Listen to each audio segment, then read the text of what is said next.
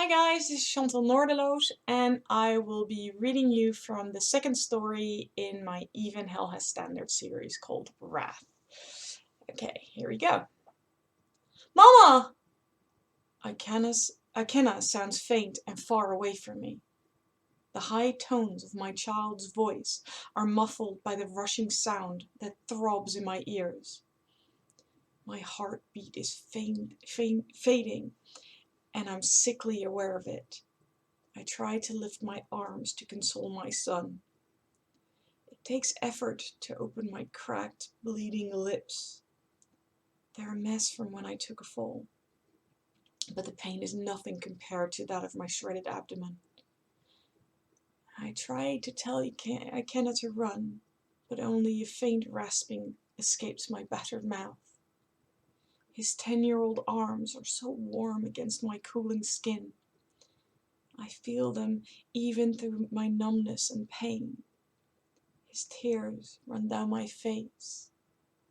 I am hyper-aware of every part of him that touches me. There is love in this child, and I need to be a mother to him now, but I can't. My limbs refuse to move, and I am without words. Large dark hands, the color of coal, grab my son's shoulder.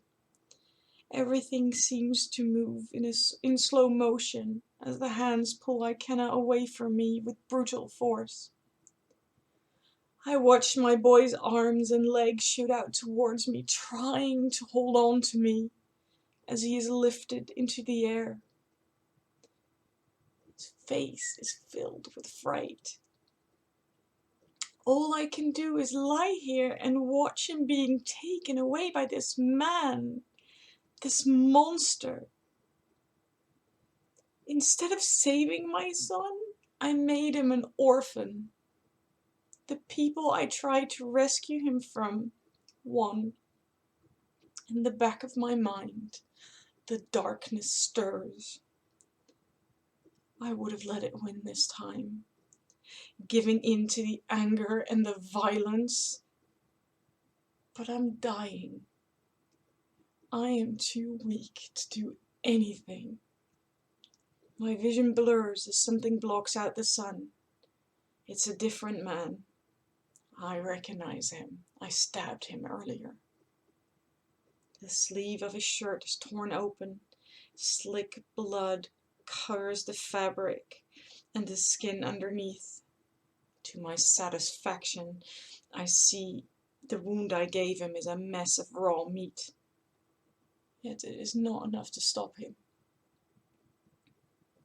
If only my knife had found his chest or throat instead of his arm. If only I had given in to the rage I had felt at that time. If only I had shown him my wrath. Just that once. If only. Lord, I will forever be your servant, but now I wish I would have broken your rules. My darkness could have saved my son. The man's speaking to me, but I can't concentrate on his words enough to make out everything he says. The world around me seems fluid, and I tread the border between this world and the next like a tightrope dancer. The sound the man makes morphs in and out of words, but I pick up just enough to get the meaning.